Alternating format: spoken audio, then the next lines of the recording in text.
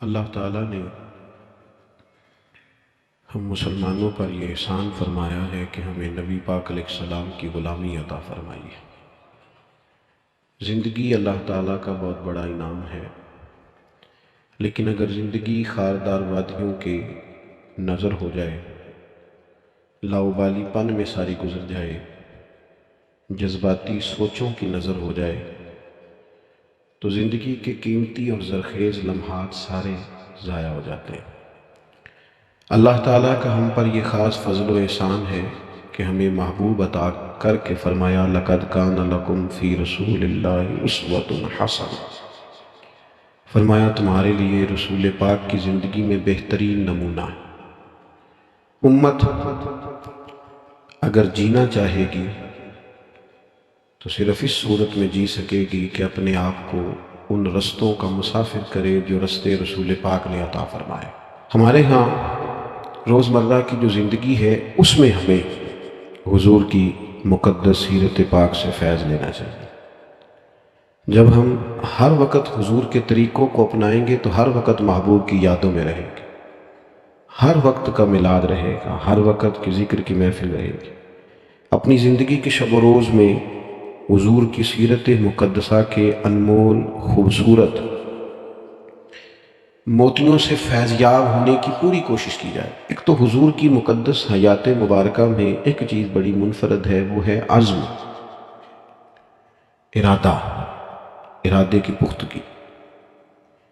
اور جب محبوب پاک علیہ السلام کو ارادہ مبارکہ کر لیتے تو پھر حضور اس پر ڈٹ جاتے، اور نبی پاک علیہ السلام کا ڈٹ جانا وہ لوگوں کو بھی متوجہ کرتا۔ ہمارے ہاں نا سوچیں پکی نہیں ہوتی، 10 لوگوں سے مشورہ کرنے کے باوجود بھی ہمارے ارادے مضبوط نہیں ہوتے۔ نوجوان نسل پڑھائی شروع کرتی ہے تو وہ 10 دفعہ 20 دفعہ ارادہ بدلنا ضروری سمجھتی ہے کہ یہ چھوڑ نہ دوں، یہ رہنے نہ دوں، اس کا بھلا کیا فائدہ ہوگا۔ جب آپ نے ایک سفر شروع کر لیا ہے پھر اپنے رب پر بھروسہ کریں اور آگے بڑھیں۔ جو لوگ سفر شروع کرتے ہیں ان کی منزل آ ہی جایا کرتی۔ میرے عزیز، اللہ کے محبوب علیہ السلام کا مقدس طریقہ مبارکہ یہ تھا کہ حضور عزم فرماتے، جد و جہد کرتے۔ حضرت ابو سفیان رضی اللہ تعالیٰ عنہ فرماتے ہیں کہ جنگ کے حالات میں نے اپنی آنکھوں سے دیکھے، میں حضور علیہ السلام کے ساتھ تھا۔ کیفیت اس طرح کی ہو گئی کہ ارادہ یہ ہوا کہ کچھ دیر پیچھے ہٹا جائے اور پھر نئی منصوبہ بندی کے ساتھ حملہ کیا جائے، لیکن میں نے حضور کی مقدس سواری کی لگام تھامی ہوئی تھی۔ حضور آگے بڑھتے چلے جاتے، آگے بڑھتے چلے جاتے، حالانکہ جنگ کا نقشہ کوئی اور رنگ بتا رہا تھا، کچھ اور صورت اختیار کر رہا تھا، لیکن حضور بڑھتے جا رہے ہیں۔ تو کہتے ہیں میں نے عرض کی یا رسول اللہ صلی اللہ علیہ وسلم 2 قدم پیچھے ہٹ کے نئی منصوبہ بندی کے ساتھ آگے نہ بڑھے۔ حضور نے فرمایا نہیں، ہے پیچھے نہیں ہٹنا، انا النبی لا کاذب، انا ابن عبد المطلب لا کاذب، پیچھے نہیں ہٹنا۔ کیوں کہ میں نبی ہوں، بات یہ بھی سچی ہے، اور میں عبد المطلب کا پوتا ہوں، بات یہ بھی سچی ہے۔ پیچھے نہیں ہٹنا، اب آگے بڑھیں گے، اب جد و جہد کریں گے، اپنی زندگی میں عزم کے ساتھ آگے بڑھیں۔ کمزور باتیں، کمزور ارادے اور جلدی تھک جانا، جلدی ہار مان جانا، جلدی دوستی لگانا، جلدی ناراض ہو جانا، جلدی تعلق بنانا، جلدی سے توڑ بھی دینا، جلدی سے کسی کشتی میں سوار ہونا اور جلدی سے اکتا بھی جانا، جلدی سے کسی مقام پر اپنے آپ کو کھڑا کرنا اور جلدی سے اس مقام کو بدلنے کی کوشش کرنا، اس سے انسان کبھی کوئی کام نہیں کر سکتا۔ اس کا عزم، اس کا حوصلہ، یہ بنیادی ضرورت ہے، اور سیرت پاک اس کا بنیادی درس دیتی۔ دوسری بات یہ ہے کہ یاد رکھیے گا، زندگی میں ایسا نہیں ہوتا کہ انسان کو سارا رستہ چھاؤں والا ہی ملے۔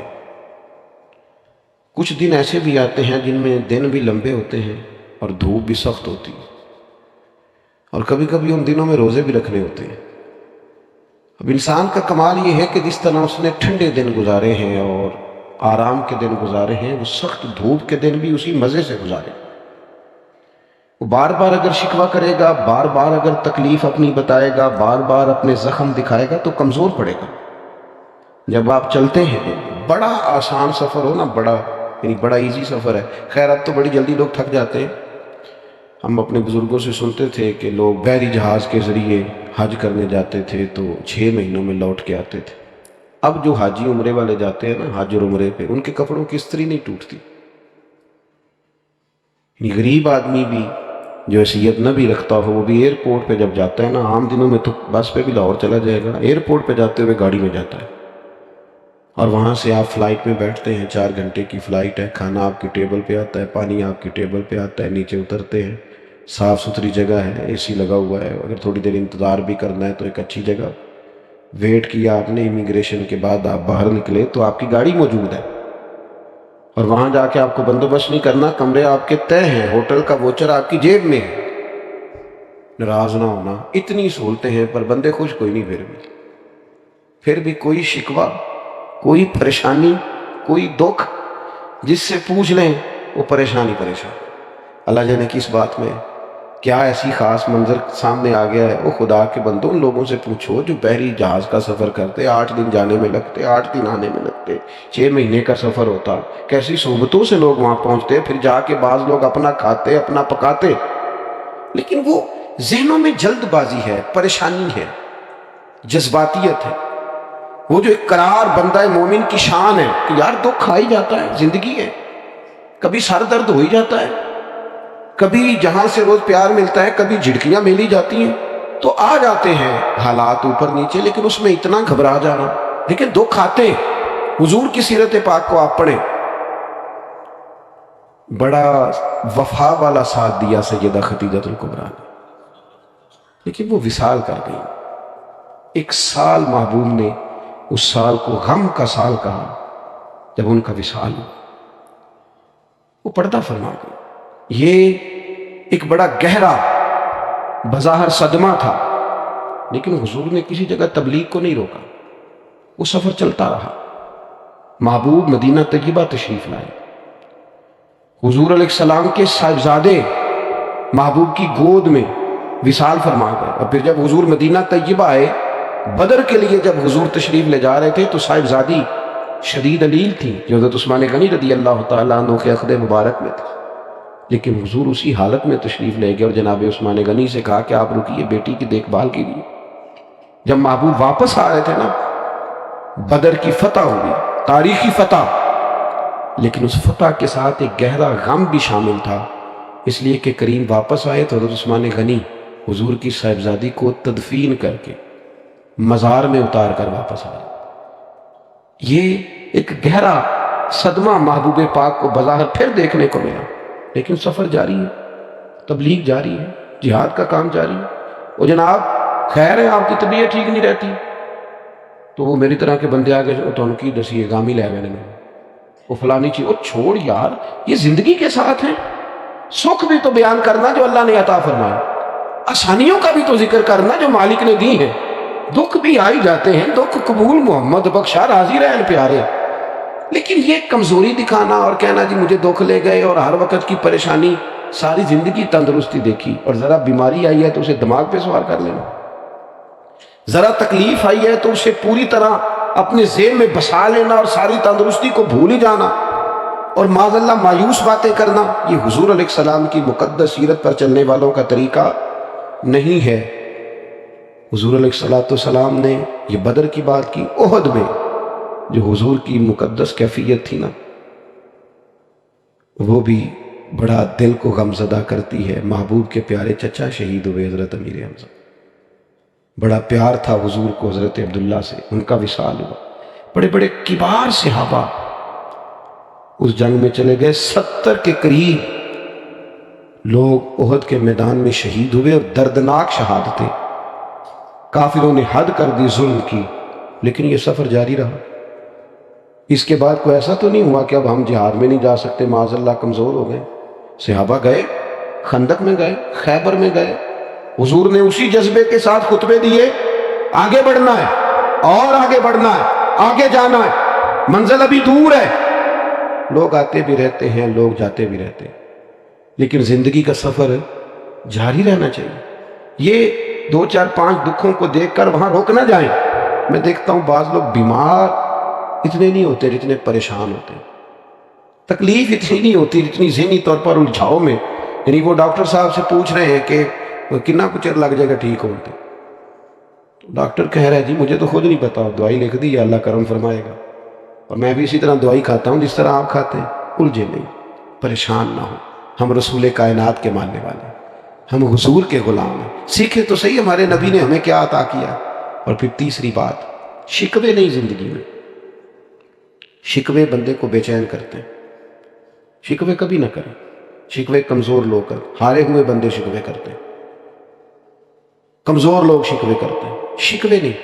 آپ کسی کا شکوہ شروع کر لیں آپ کا دل سخت ہونے لگ جائے گا، اس بندے کے اور عیب آپ کو نظر آنے شروع ہو جائیں گے، اس کی اور کمزوریاں آپ کے سامنے واضح ہونی شروع ہو جائیں گی۔ آپ شکوہ شروع کر دیں، معاذ اللہ زندگی کی اور کئی محرومیاں سامنے آئیں گی، مجھے یہ بھی نہیں ملا، مجھے وہ بھی نہیں ملا، مجھے فلانے بندے نے، تو آپ الجھ گئے۔ شکوہ کرنے سے بے چین ہوتا ہے بندہ، اور بندہ شکر کرے تو اللہ اس کے دل کو تسلی عطا کرتا ہے۔ وہ شکر کرے کہ فضل ہی فضل ہے، کرم ہی کرم ہے، عطا ہی عطا ہے، رحمت ہی رحمت ہے، خدا جانے بلندی ہے کہ پستی پر جہاں میں ہوں وہاں کوئی نہیں۔ وہ اللہ کریم کی بارگاہ میں اس کے مزاج میں تشکر ہی تشکر، عطا ہی عطا۔ جب آپ شکوے کا، آپ نبی پاک علیہ السلام کی حیات مبارکہ کو دیکھیں، حضور کی ساری حیات مبارکہ ہمیں شکر کا سبق دیتی۔ ساری رات محبوب مصلی پہ کھڑے ہیں، مقدس قدموں میں ورم آ گئے۔ سیدہ عائشہ صدیقہ فرماتی ہیں، مسلم کی حدیث ہے، یا رسول اللہ آپ اتنی ساری عبادت میں مشقت فرماتے ہیں، حالانکہ آپ کے صدقے اللہ اگلوں پچھلوں کو معاف کرے، آپ کو تو اللہ نے بڑی عظمتوں سے مالا مال فرمایا۔ تو حضور فرمانے لگے، عائشہ آپ نے بتایا نا اللہ کا مجھ پر بڑا انعام ہے، تو پھر میں اپنے رب کا شکر گزار بندہ نہ بنوں؟ یہ میرا ساری رات کا قیام یہ شکر کے لیے، یہ میرا سجدہ شکر کے لیے۔ اور حضور علیہ السلام کی ایک طویل حدیث ہے، اس میں حضور نے فرمایا، لوگوں مجھے اللہ نے اپنا حبیب بنایا، میں فخر کے ساتھ نہیں کہتا، قیامت کے دن سب سے پہلے میں ہی سفارش کروں گا اور میرا رب میری سفارش کو قبول کرے گا، میں فخر کے طور پہ نہیں کہتا۔ حضور فرمانے لگے، جنت کا دروازہ سب سے پہلے میں کھلواؤں گا، میں فخر کے طور پر نہیں کہتا۔ محبوب پاک علیہ الصلوۃ والسلام فرمانے لگے، سب سے زیادہ کثرت جنت میں میری امت کی ہوگی، میں فخر کے ساتھ نہیں کہتا۔ فرمایا میں مقام محمود پہ رب مجھے کھڑا کرے گا، میں فخر کے طور پر۔ آپ کبھی دیکھیں تحدیث نعمت پر سرکار نے کتنا کچھ بیان فرمایا، میرے رب نے مجھے یہ بھی دیا، میرے رب نے مجھے یہ بھی دیا، میرے رب نے مجھے یہ بھی دیا، کہاں کہاں کس کس رنگ میں حضور اللہ تعالیٰ کا شکر ادا کرتے ہیں۔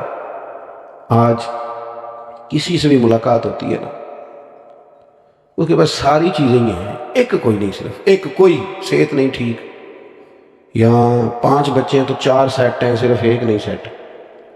لیکن وہ اللہ خیر کرے، ہمارے آنسو خشک نہیں ہوتے ہر وقت کی، تو او بھائی اتنی ساری نعمتیں ہیں نا، تو چلو ایک آدھ چیز جو ہے وہ ویسے ہی معاملہ اور طرف لے جاتی ہے، انسان کو رب سے جوڑے رکھتی ہے۔ اپنی زندگی میں یہ شکوے سے نکل آئے، مزاج شکر والا، طبیعت ٹھنڈک والی، طبیعت قرار والی۔ مجھے بڑا سفر کرنا پڑتا ہے اور مستقل طبیعت تھکی رہتی ہے، مستقل۔ مسئلے 2 ہی تھے، عمر بھر حل نہ ہوئے، ایک نیند پوری نہ ہوئی، دوسرا خواب مکمل نہ ہوا۔ مسلسل سفر کرتا ہوں، لیکن میری کوشش ہوتی ہے کہ میں اپنی سفر کی اذیت کا کہیں ذکر نہ کروں۔ گھر میں بھی میری کوشش ہوتی ہے کہ میں جب آؤں نا کسی وقت، تو میں اترتا ہوں گاڑی سے، ادارے میں بھی یا گھر میں بھی، تو میں کوشش کرتا ہوں ذرا دوستوں سے مسکرا کے ملوں۔ کیوں؟ اس لیے کہ کسی کے دل میں یہ خیال نہ آئے کہ یار یہ کام بڑا سخت ہے، ہم نے نہیں کرنا، معاذ اللہ، یہ ڈر ہے۔ ہمارے بچے پتہ وہ والا کام نہیں کرتے جو ہم کرتے ہوتے۔ کیوں نہیں کرتے؟ اسی گھر آ کے دسی دے تہاڈا ابا بڑی مصیبت کا شکار ہے، وہ پھر پوچھیے نا کام کی کرنا ہے، کہنے وہ نہیں کرنا جڑا تسی کرتے ہو، اساں کوئی اور کرنا ہے۔ کیوں کہ ہم نے اپنے کام کا انہیں شکر بتایا نہیں کہ اللہ نے نوازا کتنا ہے۔ وہ ہمارے ہم مزدور بندے، بعض اوقات ایک دوست مل گئے، کہنے لگے جی میں تو مزدور آدمی ہوں جی ساری زندگی۔ تو میں کہا تو مزدور ہے تو سر اونچا کر کے گل کر، نیواں تے وہ کرے جن کو کرپشن دے پیسے دے، تو کیوں نیچا سر کر رہا ہے؟ نیچا سر وہ کرے جس نے قوم کا مال کھایا ہے۔ تو سویرے محنت کر کے روٹی کماتا ہے، تو اونچے قد سے کہا کر شکر ہے اللہ تعالیٰ کا، میں وہ کام کرتا ہوں۔ میرے نبی پاک علیہ السلام نے فرمایا بہترین روٹی اس نے کھائی ہے جس نے اپنے 2 ہاتھوں سے محنت کر کے کھائی۔ تو ناز کے ساتھ وقت گزاریں. کمزور پڑ جانا اور جناب پریشان ہو جانا اور کسی ہر وقت مزاج میں شکوہ، یہ بندے کو بے چین کر دیتا ہے. آخری بات سنیں، اور نوجوان زیادہ توجہ کریں میری بات پر. کبھی کسی بندے کو مایوس نہ کریں، اسے ایسی خبر نہ سنائیں جس سے وہ پریشان ہو جائے. کبھی کسی کو بدگمان نہ کریں، کبھی اس کے کسی اپنے کے بارے میں اس کے دل میں نفرت پیدا نہ کریں، کبھی نہیں. دوستوں کے بیچ یہ کام نہ کریں کبھی بھی. اللہ کے محبوب کا طریقہ پتہ کیا تھا؟ حضور محبتوں کا دوام کرتا. نبی پاک نا آپس میں پیار کراتا. آپ کو پتہ ہے اسلام کے اندر خلاف واقعہ بات کرنا، جھوٹ بولنا کتنا بڑا جرم ہے، لیکن حضور نے فرمایا دو بچھڑے ہوئوں کو ملانے کے لیے اگر تمہیں ایسی بات بھی کرنی پڑے نا جو واقعہ کے خلاف ہے تو کر دو، اس پر تمہیں گناہ نہیں ہوگا. اگر دو کو جوڑنے کے لیے یعنی تم کہہ دو کہ یار ملا تھا تیرا بھائی، تجھے بڑا یاد کر رہا تھا، کہہ دو اگرچہ وہ بھی نہیں کر رہا تھا، لیکن ان کے دل قریب ہو جائیں گے، اللہ راضی ہوگا تم سے. خلاف واقعہ بات کر اور یار ایک دوسرے کے نا قریب کریں. یہ کئی دفعہ خود قریب کرنے سے بندہ نہیں ہوتا. تھوڑا سا کوئی کہہ دینا کہ یارو تیرا یار بڑا یاد کردہ سی پہ، تو بندہ نام ہی ٹائم کٹنا ہوئے تاں بھی کٹ لیدا کسی نے. چلیں یار ملیں. محبتوں کو فروغ دینا آپس میں.